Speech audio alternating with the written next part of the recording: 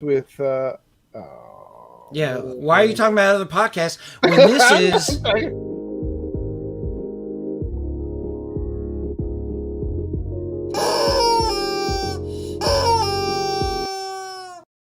Hey, what? this is the Chickenfoot podcast, and I'm Arthur Spooner, and then that's Judah Buddha, and Oh, he does many other podcasts, but one of which he wants you to know that Quick, follow us!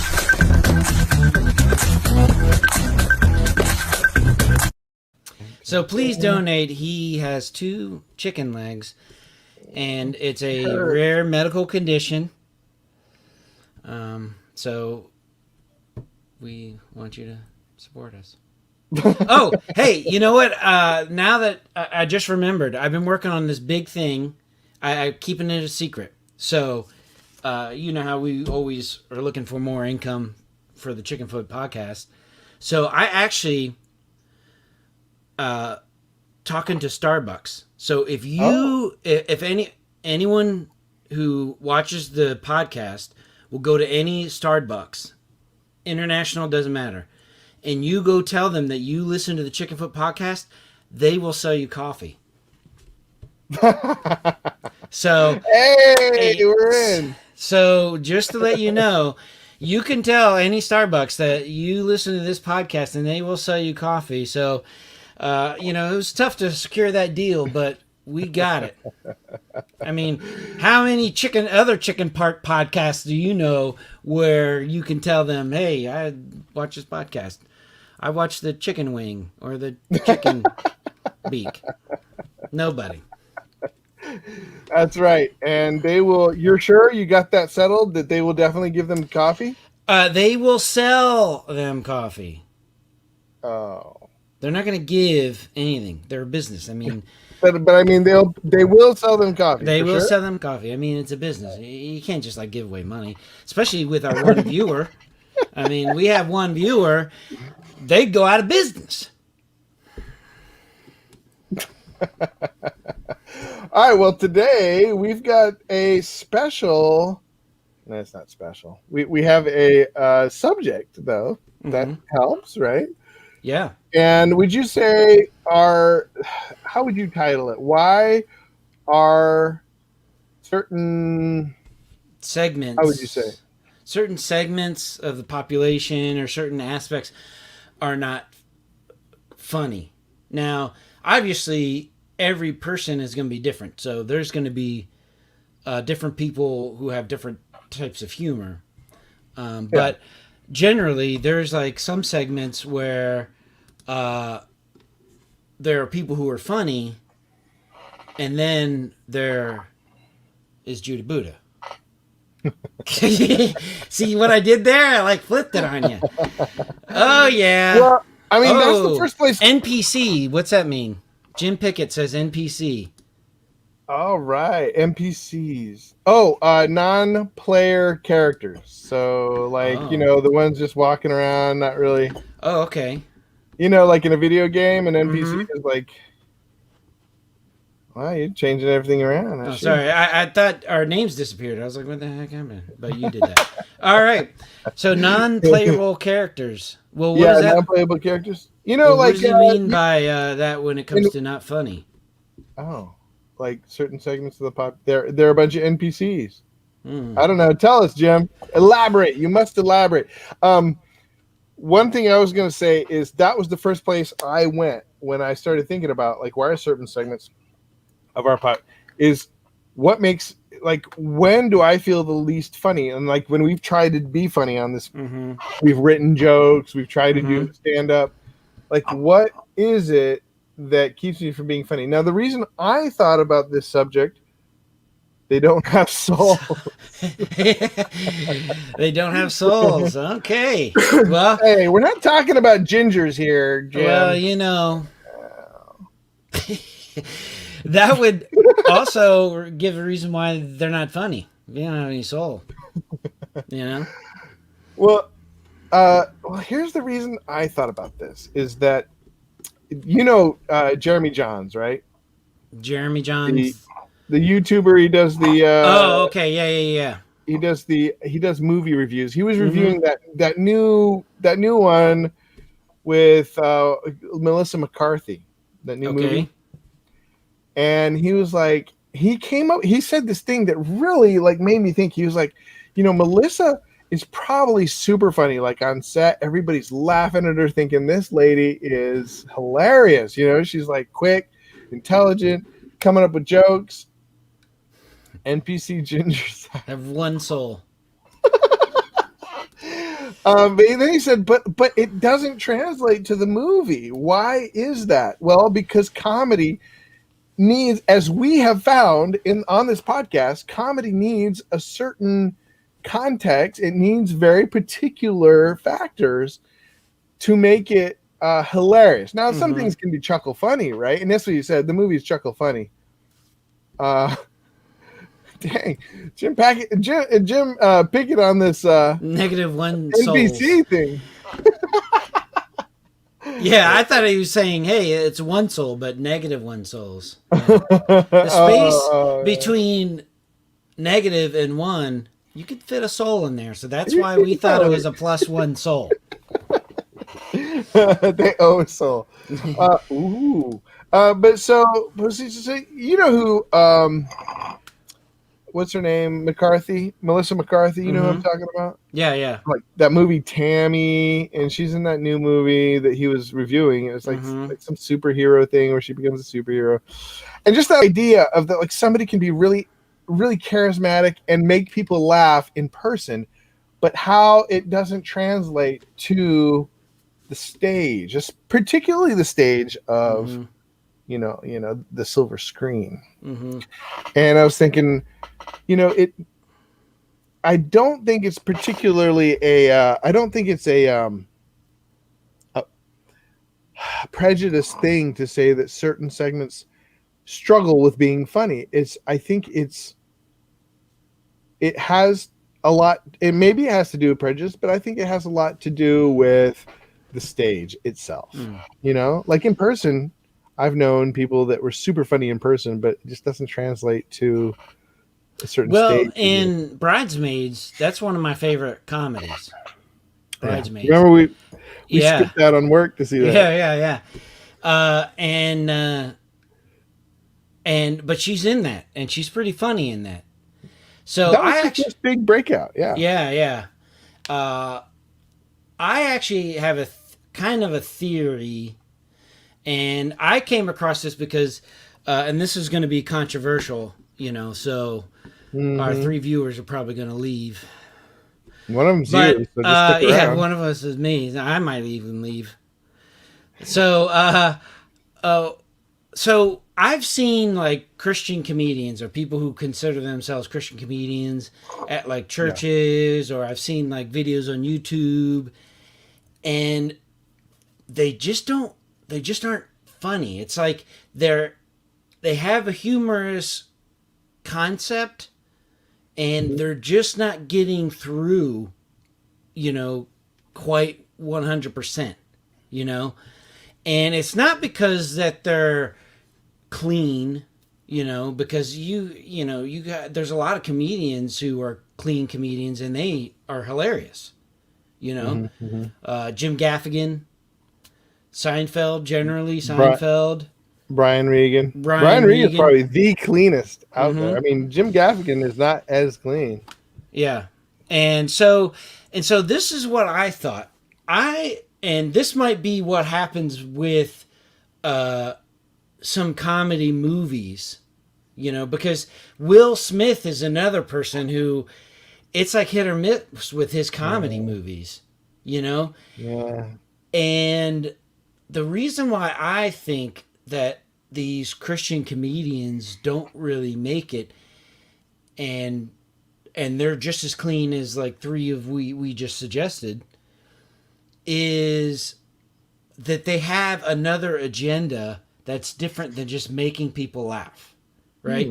Because Christian comedians, they're thinking of it as like a ministry, and then they have a message, And so at the end, they're trying to like bring this all back around to their faith, and their faith isn't a lens by which humorous things happen, but Mm. their faith is the focus of what people are coming there for, and he's entertaining them in the process of getting there. You see what I'm saying? And so sometimes I wonder if some of these comedy movies really, the focus isn't 100% comedy, it's to tell this story, to write this movie, and they're trying to add funny scenes in there, Mm. as opposed to saying, I want people to laugh. I want this to be a funny movie, and the whole concept is a humorous concept, or a concept where humor can just billow out, you know. So I don't know. What do you think about that? I think that's a good point. I now the thing is that somebody like the Christian comedians that come to my mind, like John Christ. Have you ever seen John Christ and his funny? You haven't seen the guy who's like, he does the I'm trying to think, like I might have seen engaged him. engaged couples. He's like kind of he was kind of a viner. You know, he did vines and stuff like Okay. that. Well, I definitely don't know. No. But he's freaking hilarious. Like he did like every Christian, every worship leader and stuff like Mm-hmm. that. He just does like caricatures of like these church people, and they're pretty funny. Okay. But but he's directly speaking, like he's not sort of two minds there, right? Like he's Mm-hmm. just full board making fun of church, and he's not. Like you're saying, he's not distracted by an agenda. Temperament. Oh yeah, Mm. high. Yeah, yeah. Hey, that's some Jordan Peterson speak there, Jim. You been listening to some Jordan Peterson? Yeah, high conscientious, low openness. Um, Well, it's interesting because earlier, I was telling you about before the podcast started. For high exclusive content just between two people, we were talking about the Bee Gees documentary. yeah, You know, on HBO, like hour and a half, and so they had the oldest brother talking about, because the oldest brother and the other two brothers are twins, and the oldest and I think the one of the other twins, they were the most songwriters, right? And so the oldest would talk about how writing songs was like almost like, he's like, it's not, it doesn't come within, it's almost like in the air and you grab it. And then they did an interview with the guy who sings for Coldplay, and he said the same, almost the same thing. He's like, when you're writing a song, it's just like it's in the air, and it's not you. It's like you just got to be able to be in tune with it and pull it down. And I started thinking, being, because you could be funny on certain ways, but you got to be able to harness your type of humor. What makes yeah, you got to be in touch with your humor. yeah. And We've talked a I lot wonder about that. if it's like being able to kind of pull it out of the air, as opposed to you just writing it. It just kind of poof, it's in your head, And Well, I wonder so- if some of it has to do with, if you restrain yourself in that way, because some comedians, they'll be as graphic and they'll push the limits because that's where their mind goes. Where some, Yeah, if they're trying to filter themselves because they're afraid to cross a line, like whatever your faith, it might not jive well or whatever, or it doesn't translate well in movies, or this is not appropriate, or say like they're saying this movie is going to be PG-13. Well, then a lot of the content they want to make is not going to fit in there. So I wonder if some of that is self-constraints, or yeah. See, that's inability the to thing. really connect with what makes what you're really funny with. Carl Jung, Well, actually. Carl Jung, yeah. He's all Actually, about Jungs. Carl Jordan Jungs. Peterson. Jordan Peterson is like and yes, it's originally Carl Jung, but Jordan Peterson, and maybe you don't like Jordan Peterson, but he draws a lot from Carl Jung. I guess that's where I was making that connection. Um, that's the thing. Restraint is the enemy of creativity. And to Jim's point, conscientiousness versus openness, like the most successful creatives are the ones that are just wild, like they just like weird, and but they come up with the weird, the most interesting stuff. I don't know about most successful, but most striking for sure, right? Like just thinking about like painters, but there is an aspect, as we found, about any creativity that you need to be able to hone your craft. Yeah. That conscientiousness comes in with that, like being able to sit down and write it out. And I would actually say that Christians in particular, and maybe all these segments we're talking about of people that are not very good with comedy, are low conscientiousness, low openness, So where they don't really have like the real nerdy drive to write it out. Yeah. They also don't have, their openness is restrained at the same time. Yeah. Because conscientiousness a lot of times is like conscientious person will be like very highly productive because they're like very they're hard workers. Yeah, it's almost like the I'm sorry, I didn't mean to interrupt. No, go ahead. No. It's almost like having a fenced in area for a horse, and one farm they fenced in their horse by like 10 feet by 10 feet, right? But then the other farm, it's by 5 miles by 5 miles. They're both fenced in, but one has a lot more room to breathe. And what constraints are you putting on yourself? Like you may say, look, I don't want to be swearing all the time, right? And Seinfeld, he generally doesn't, but he sometimes will have a swear word in there. So he might have more of a 5 mile by 5 mile. But if he tried to limit himself to saying, you know what, I want to be a Jewish comic and, joke about Judaism and try to, open up about Judaism in my shows, that might even put more of a 10 feet by 10 feet. And when you're talking about painters, what's interesting is because this hit my mind, and then you brought up painters. So it was interesting that you said that. This story came to my mind that I found out that Vincent van Gogh, who is the number one known painter in history, like he's the most popular painter in history, and what's one of his most famous paintings, or the most famous? Starry Night? Starry Night, right? Huh?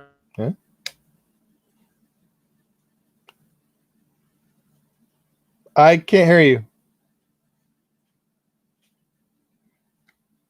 Can you hear me now? Yeah. Okay, what was the last thing you heard? Starry Night is the most famous painting. Yeah, okay. Yeah, so Starry Night was his most famous painting, and he hated it.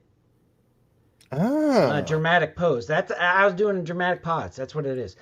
So he hated it when he did it, and he thought it was crappy, and so he gave it because part of what helped pay his bills was his brother and after his brother died, his sister-in-law. So he would give her his paintings and she would sell it, and he gave her that one, and he was like, "This one sucks," but because he's just constantly painting. And because he had that consciousness of flow of creativity, and he's doing it, I think when you're so enveloped in that creativity, you might not realize what you're doing and what is valuable and not valuable. So I think the reason why I say that is because you kept saying consciousness and openness. Yeah, conscientiousness. Conscientiousness. Yeah. And so I wonder if that has something to do with it too, because he, out of when you know anything about Van Gogh, you know that he was a troubled soul. Yeah. Yeah. And according to Jim, he negative souls. So thanks, Jim. That's true. He's a ginger. Yeah. Well, So thank you for your hatred. So, well, anyways, well, he that's he was interesting. very not very good at. He didn't have a very good perspective on himself and Yeah. his art, Yeah. and so Well, he self-consciousness, like that's one thing that we discovered. One of our, after I did that, tried to do stand-up on here, and we talked extensively about how self-consciousness really is one of the biggest hindrance to doing comedy. Like mm-hmm. worrying about what are people thinking about me. And to your point about to your point about the Christian agenda, like a lot of, for good or for bad or for truth or not, a Christian's, like part of being a Christian is thinking about what are people thinking about me, right? Mm-hmm. Like it's a different kind of self-conscientiousness. It's self-conscientiousness is like self-consciousness. It's that idea of like, I don't want to come across as evil to people. Yeah. Can easily, that already gets you in the wrong frame of mind for comedy, right? Because Yeah. you can't be thinking about yourself. You have to be thinking about, do I find this funny? Is this funny? And And well, on the inverse, going back to what you're talking about certain movies and how she's probably funny on set. I think it's almost like I've heard some comedians saying that sometimes the funniest guy in the room is not a very good comedian. yeah, And because they that's use humor in a social context yeah, as opposed to a performance of trying to make people laugh.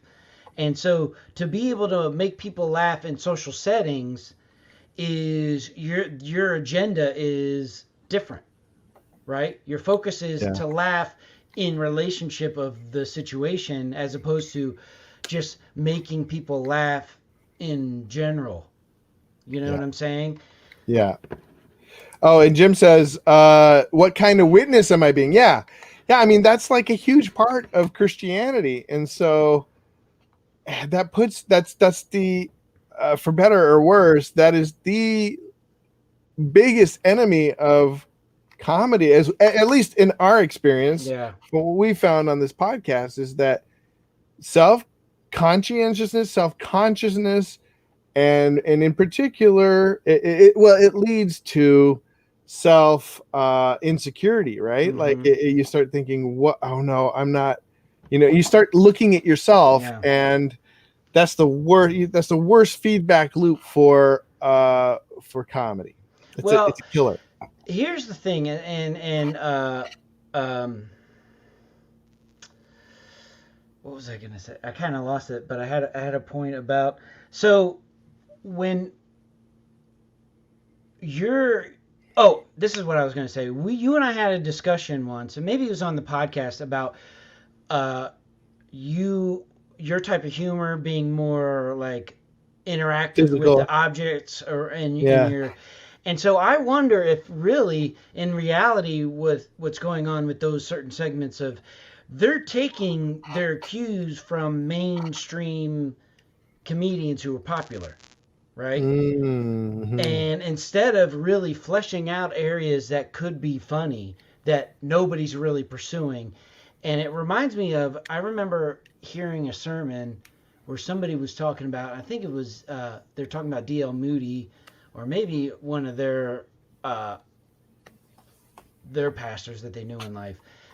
And maybe it was a made up story, I don't know. But they see this homeless guy, the pastor, and he's walking with this person and see the homeless guy, and so he goes up to him, and the other guy, not the pastor, but the other guy says, "I can see you're a man of means, and you're not going to let anything go to waste." And he said, "You know what? I saw a homeless loser, dirty, filthy, but he was able to see something good that this person could be proud of, or this person be like, yeah, I try to be as frugal as possible. I try to get the most out of what I'm given, right? Hmm. And so he tried to see a positive perspective in this overly negative situation. I say that because when I do therapy, that's what Mm. I try to do. Is I try to go a positive perspective, Right. and in that process, and I've been doing it over years. Now it's like somebody comes to me, and I work with people who are homeless, who have addictions, yada yada. So their life is not the comfiest and the best, and trying to find something that they can say to turn around and say, you know what, you've got this one good thing about you, and it took a long time to kind of hone that skill, but it's being able to look in directions and see things from perspectives that you're not used to seeing. And I really think that that's part of the reason why some of these segments feel like they're more constrained, is because they're not creative enough to see a path in a certain area that they might be able to flesh out that nobody's really doing, because they Well, basically see clean or dirty, and that's it. well, so, but why? I mean, we've talked a lot about Christians. What about women? Why do women have such a hard time being funny? Do you think it's just prejudice? Do you think it's just we have a certain view of what should be funny, or do you think they get into situations and they're already up against a prejudice that adds to insecurity? That one's tough because I started watching some comedian. It was a female comedian, and her audience was mostly women, Hmm. and they were chucking it Laughing? up. They thought it was Yeah. hilarious, and I started thinking, the part of what you're saying, I wonder if they're, because like a little bit of what I was saying is fleshing out areas which you weren't. And so Yeah. guys think a certain way, they act a certain way, they have a certain perspective, and guys pretty much dominated comedy for a long time. Lucille Ball is an example of somebody who broke out, Carol Burnett. And when Yeah. you look at their show and you see the things that they're doing that's funny, you couldn't see a guy couldn't do that, right? But they were Yeah. before their time, and they were able to go in a direction that I think people weren't going. And I think some female comics were trying to tread the same steps that guys were doing, Hmm. as opposed to being able to uh, just kind of maybe it's trying to yeah, just like you were Not saying, being unique enough, not not being being, not being in that openness yeah. aspect of creativity. Well, I think you have to, if you're coming up in a certain way and the structure is set in a certain way, to be able to break from that, you have to be really creative. So to break the music bowl mold, the Beatles Yeah. did something different, right? And then they took a chance, but they're not the first band to ever take something different. I'm sure there was other bands who tried to do something different, Yeah. and we don't know about them because Failed. they're horrible. You know what I mean? Yeah. But that's the thing, is you have to be creative and go in a way. And I remember seeing an interview with Carol Burnett where somebody offered her her own variety show, which she did. He said, "Hey, if you ever chance you want to do a variety show, let me know." So she did something else, and in her contract, she had him put that in there, and he's like, "Yeah." So he put that in there, and so when they were done with that show that she did, I think it was like a season or something, she pulled out her contract, says, "I want to do my variety show." And the guy tried to back out of it, and he didn't want to do it because there's been no woman ever do a variety show and to be successful. So but he held to it, and so she did it, and it was one of the most popular variety shows out there. So she Huh. was able to be creative, and it was like, sketch comedy, and so there were scenes where it was just the guys, and there were scenes where it was just women or a mix of both. But you have to have the creativity to be able to come from a woman's shoes. And so the big sketch that I remember is, you remember in Gone in the Wind, Gone with the Wind. Gone with the Wind, yeah. Yeah, where she makes a dress out of her curtains Yeah. because she didn't have money and she wanted a new dress for, like, I don't remember the reason. So in Carol Burnett, there's a sketch where they did Gone with the Wind. She comes down, but she still has the curtain rod in her dress. So she comes down like the stairs and with a huge curtain rod, right? And like, a guy might not ever think about that because that is a woman's perspective. Well, she's also the one that did the